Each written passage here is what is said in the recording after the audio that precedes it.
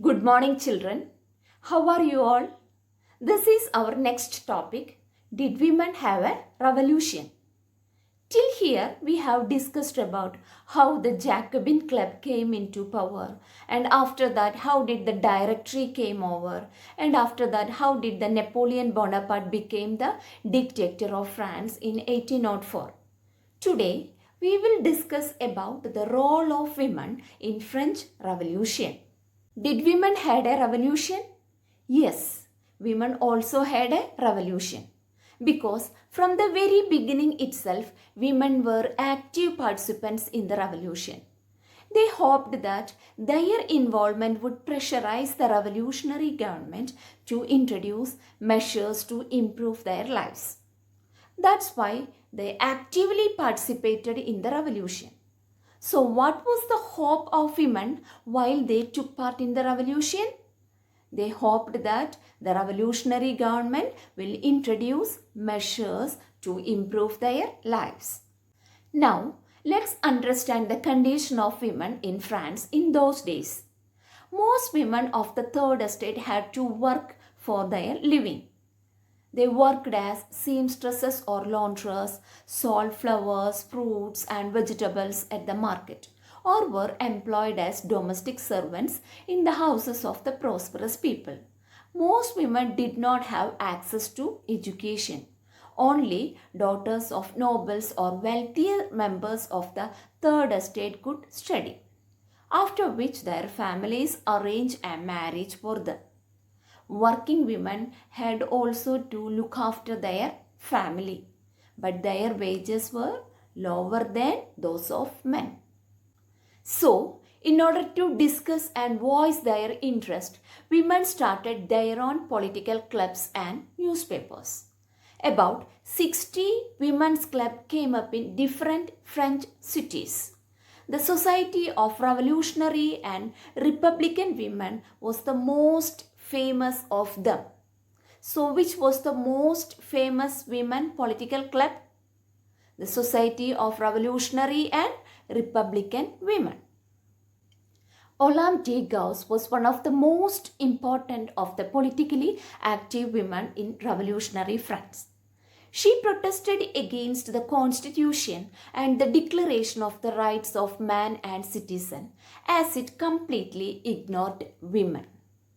Then, Olympe de Gauss subsequently drafted the Declaration of Rights of Women and Citizen in 1791, which she addressed to the Queen and the other members of the National Assembly, demanding that they act upon it.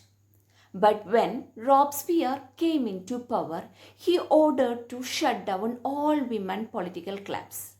And Olympe de Gauss, she criticized this action of Robespierre. She was charged with treason, and in 1793 she was sentenced to the guillotine by the convention. Next, about the demands of the women political clubs. Their main demand was that women should be given the same political rights as men. The women were disappointed that the Constitution of 1791 reduced them to passive citizens.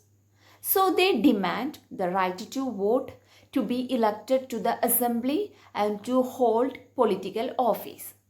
So what were the demands of these women political clubs? They demanded same political right as men, right to vote, to be elected to the assembly, and to hold political office.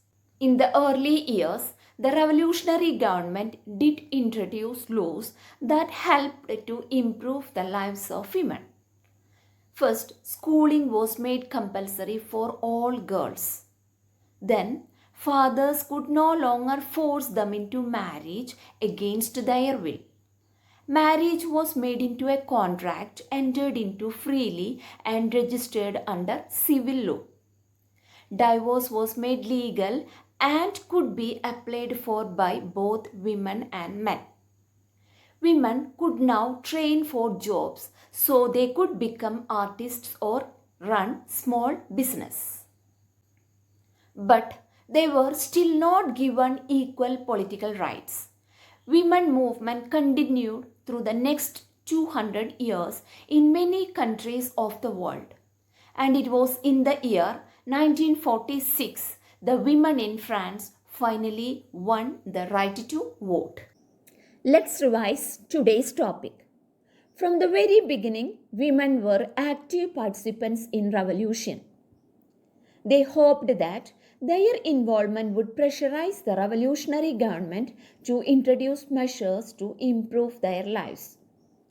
Most women of the Third Estate had to work for a living as laundresses, sellers, domestic servants in the houses of prosperous people. Most women did not have access to education or job training. To discuss and voice their interests, women started their own political clubs and newspapers. The Society of Revolutionary and Republican Women was the most famous of them. Women were disappointed that the Constitution of 1791 reduced them to passive citizens. They demanded the right to vote, to be elected to the assembly, and to hold political office.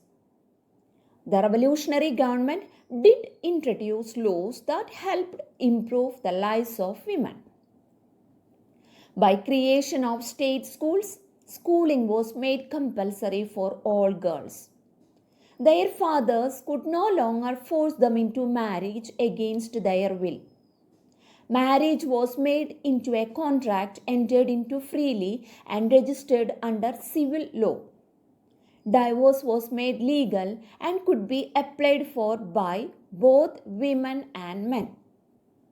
Women could now train for jobs, could become artists or run small businesses. But during the reign of terror, the new government issued laws ordering closure of women's clubs and banned their political activities. So, many prominent women were arrested and a number of them executed. It was finally in 1946 that women in France won the right to vote. Let me conclude today's session. I hope all of you have understood the content clearly. For your reference, I have uploaded the URL. Go through it. Notes are also attached along with this. Take it down. A test question paper is also there. Try it yourself. Thank you.